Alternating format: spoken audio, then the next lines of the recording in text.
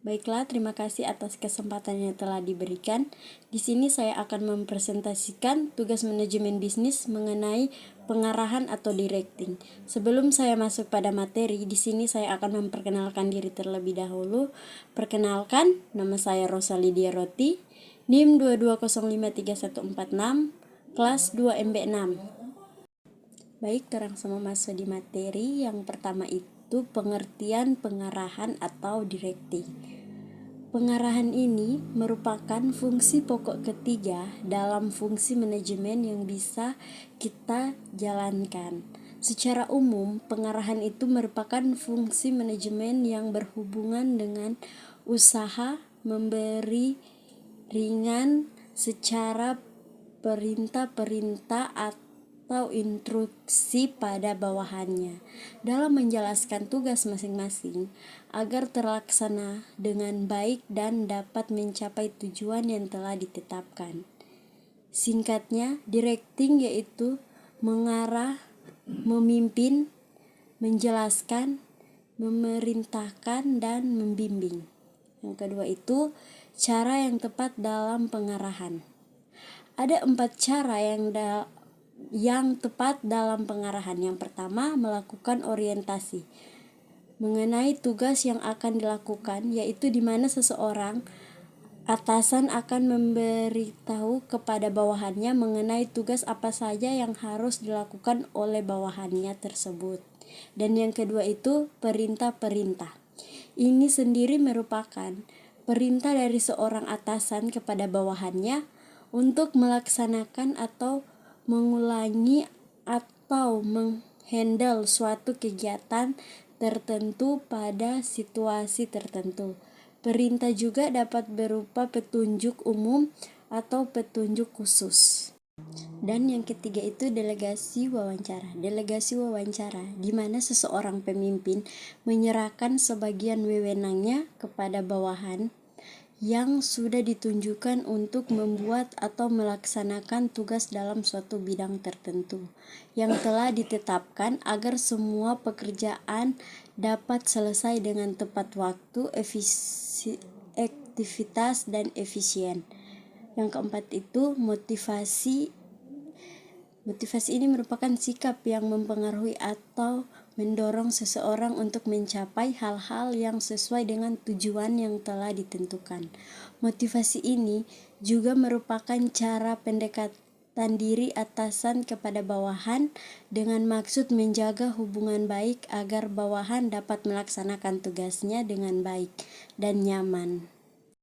Oke, berikutnya ada 6 karakter pengarahan. Yang pertama itu persuasive fraction. Persuasive fraction ini adalah sebuah bentuk pengarahan yang digunakan di berbagai tingkat organisasi dan perusahaan. Jadi, setiap manajer ataupun setiap atasan akan memberikan petunjuk kepada masing-masing bawahannya. Dan yang kedua itu continue activity. Fungsi continue harus dilakukan secara terus-menerus tanpa henti selama perusahaan atau organisasi tersebut beroperasi. Jadi, sepanjang perusahaan terus berjalan, maka pengarahan akan dilakukan secara konsisten dengan cara dan kualitas pengarahan yang terus berkembang. Dan yang ketiga itu human factor. Human factor adalah perilaku manusia, yakni perilaku yang tidak sulit diprediksi dan bersifat kompleks. Fungsi manajemen accounting sangat berkaitan erat dengan human factor baik di perusahaan maupun organisasi manapun. Dan yang keempat itu creative activity. Salah satu fungsi accounting yang paling utama yaitu mengubah rencana menjadi tindakan. Tanpa diarahkan, seorang karyawan akan lebih pasif karena tidak tahu apa yang harus dia kerjakan. Mulai accounting, mereka dapat diarahkan menjadi lebih aktif, memberikan tenaga, pikiran, dan ide-ide secara maksimal. Dan yang kelima itu executive function. Executive function adalah di mana bawahan menerima dan melaksanakan instruksi hanya dari atasan. Fungsi manajemen accounting akan dijelaskan oleh semua efektif atau semua manajer di semua tingkatan. Dan yang terakhir itu delegate function. Semua atasan memiliki keterbatasan dalam memimpin bawahannya. Fungsi accounting membuat upaya pengarahan menjadi lebih mudah. Delegate function ialah pengarahan yang langsung berhadapan dengan para bawahannya. Sebagai seorang atasan, harus bisa mengetahui perilaku setiap bawahannya. Namun, hal tersebut tidak sepenuhnya bisa dilakukan, sehingga mereka harus bisa mengkondisikan perilaku bawahannya ke arah tujuan yang sudah direncanakan. Oke, berikutnya terang masuk di faktor-faktor.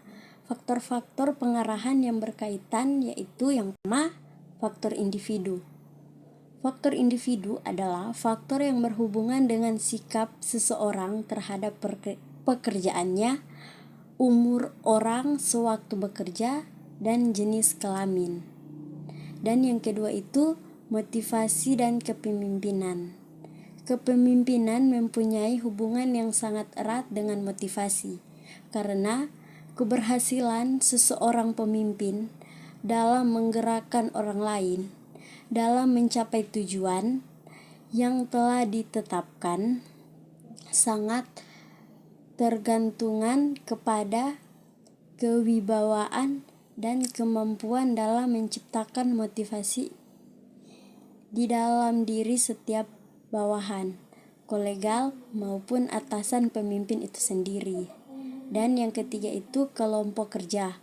Kelompok kerja adalah kelompok yang disusun oleh organisasi dengan tujuan untuk menjalankan berbagai pekerjaan yang terkait dengan pencapaian tujuan organisasi.